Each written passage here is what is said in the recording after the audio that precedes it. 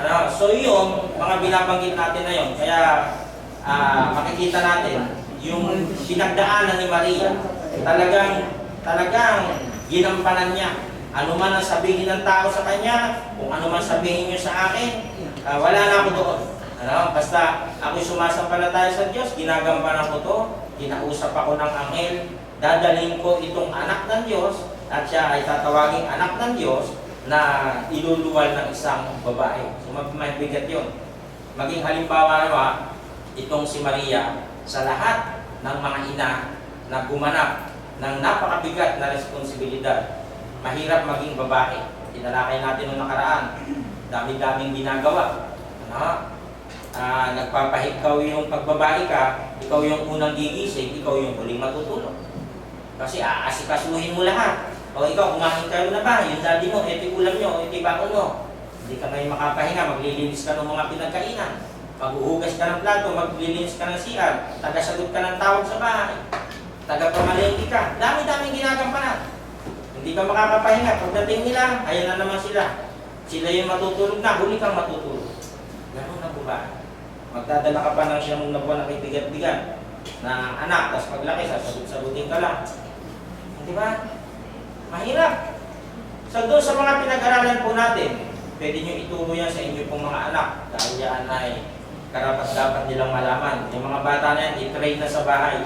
Kailangan na silang turuan sa bahay. Para pag alis, alam mamuhay. Pag lumayo, alam na nilang mabuhay ng may takot sa Diyos. Pangalawang babaeng napakahalaga. Hindi siya pinangalanan eh. Kasi ang tawag ang nakalagay lang dito, babaeng balo. So ito namang babae na ito ay may kakaiba din. Sa napansin ng ating Panginoong Yesus, kumuha tayo kasing sample dito sa New Testament. Lahat nung nag-aambag, nagbibigay, tinitingnan ng ating Panginoong Yesus. At ito ay may kinalaman sa pagbibigay tungkol sa babaeng ito. Money and our hearts. Kung paano ang ating Panginoong Yesus ay bumabasa ng puso. Ano? Di ba kaya siya gumagamit ng parables? Bakit? Nandun yung mga Saduceo, Pariseo, mga iskriba na matitigas ang puso. Kaya gumagamit ang ating Panginoong Hesus ng talinghaga para daw kung marinig nila yung mensahe, hindi nila maintindihan. Kaya laging may parables. Ano po? At itutuloy natin sa susunod na April kung luluubin ng Panginoon. At ito ngayon, dahil bumabasa ang ating Panginoong Hesus ng puso, tingnan natin ang kasaysayan ng babaeng biyuda na ito. Lucas 21, chapter 1, verse 4. Umupo si Jesus malapit sa pinaglalagyan ng mga kaloob doon sa templo at pinagmamasdan ang mga taong naghuhulog ng pera. Maraming mayayamang naghulog ng malalaking halaga. Yung mayayamang tinutukoy po dyan, walang iba yan, kundi yung mga Pariseo kasi piling ano yan piling mga Diyos. Pag sila ay nakasuot ng kanilang mga uniforme, matataas ang tingin niya. Sila kasi yung mga high priest. No? Na parang yung maliliit na mga tao, maniningil ng buwis, minamaliit nila, pinuhusga nila. Jesus sat down opposite the place where the offerings were put and watched the crowd putting their money into the temple treasury. Many rich people threw in large amounts. Nakita niya, yan.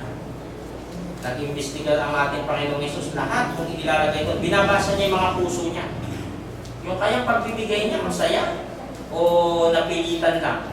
Baka kaya nagbigay, nagpapayabang lang kasi nakita niya yung isa. Ba, ibinigay nito eh.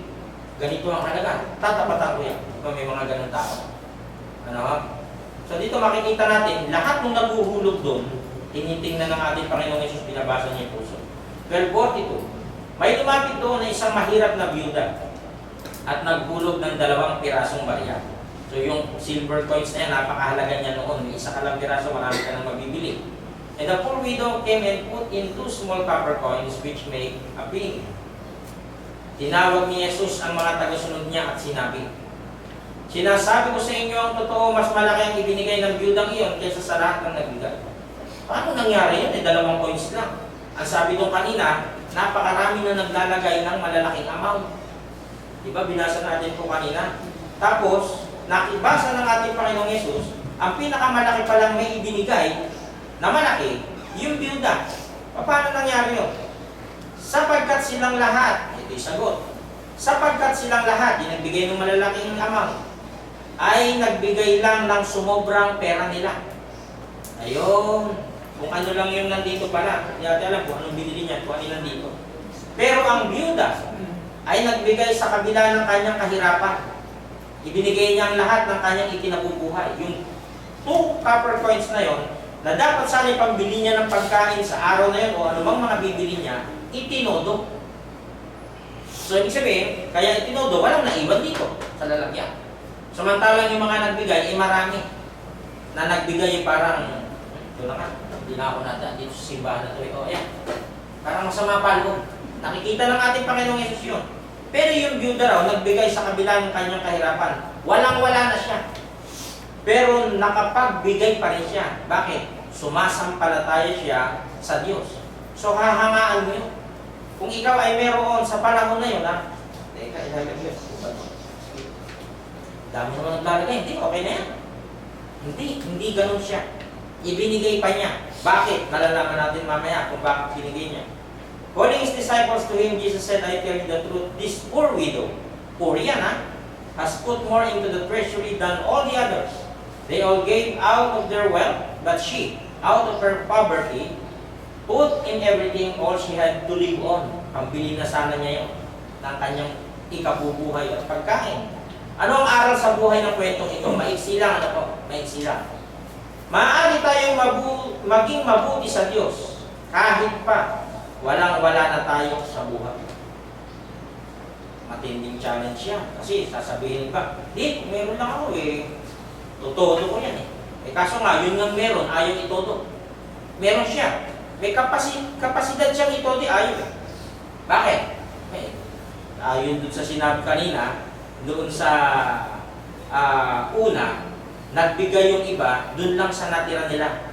Ibig sabihin, pag walang tira, hindi silang bibigay. Samantalang ito, walang-wala yung isa, itinodo pa niya. Bakit? Sumasampalataya siya sa Diyos. Kahit pa walang-wala na tayo sa buhay, maaari tayong maging mabuti sa Diyos. Kung sapat ang pananampalataya mo, anumang hadlang ay makakaya mo. Mahal ng Diyos yung mga byuda. Alam ito ng byuda. Mabuting halimbawa, ang dukhang babaeng balo. Napatunayan ni Jesus ang kanyang pagsamba. Bakit? Binabasa nga niya yung puso ng tao eh. Diba? Natatandaan nyo, si Judas, nung sila'y kumakain, ang sabi niya, isa sa inyo sa 12 magkakanulo sa akin. Bakit niya nasabi yun? Nababasa niya yung puso ng tao. At alam na niya doon sa 12 na si Judas yung magkakanulo. Ano po? Nababasa niya lahat ng tao, yung puso. Pinagmamasdan ni Jesus ang mayayaman na naghuhulog ng donasyon sa kabangyaman ng templo. Napansin din niya ang isang nagdarahok na babaeng balo na naghulog ng 2 maliit na barya na napakaliit ng halaga. Pero ang sabi ng ating Panginoong Yesus, siya yung pinakamaraming ibinigay. Bakit? Dahil nga sa walang-wala na siya, itinodo pa. Ganon katindi yung pananampalataya ng babaeng balo na ito. Pinuri ni Jesus ang kanyang pagiging bukas palad. Bakit? Dahil ang iba ay nagbigay ng donasyon mula sa kanilang labis. Yung binibigyan puntos dun eh. May extra pa naman ako, ibibigay ko. So, parang pinakikita dito na kahit pala ikaw ay wala, kung buo ang pananampalataya mo, kaya mong magbigay. Ngunit siya, mula sa kanyang kakapusan, ay nagbigay ng lahat ng taglay niya, ang kanyang buong ikabubuhay. Sabihin sa araw na yun, ipakakain ko na lang ito, binigay ko pa, bahala na mamaya. Parang gano'n. Sa ating panahon, katulad ka rin ba ng babaeng ito? Handa mo bang gamitin ang iyong oras at pera sa paglilingkod sa Diyos, gaya ng dukha na babaeng balo? Tayo po makasasagot niyan sa ating mga sarili. Ano po? Kung hanggang saan ang sukat ng iyong pananampalataya sa Diyos. Matutuwa rin ang Diyos sa iyo at tutulungan ka niya sa lahat ng iyong mithiin sa buhay kung nangunguna sa buhay mo ang paggawa ng kanyang kalooban. Ang ugat ng handog ay pagmamahal ng babaeng balo at ang kanyang napakalaking pagtitiwala sa Diyos. Bakit? Maaaring alam niya ang kasaysayan nung nagpakain ang ating Panginoong Hesus ng 5,000 na kahit ko pala ito ibigay, alam ko, mamaya tutulungan ako ng Panginoon sa aking kakainin. Parang gano'n. Hindi na niya inisip yun eh. Basta inisip niya, magbigay.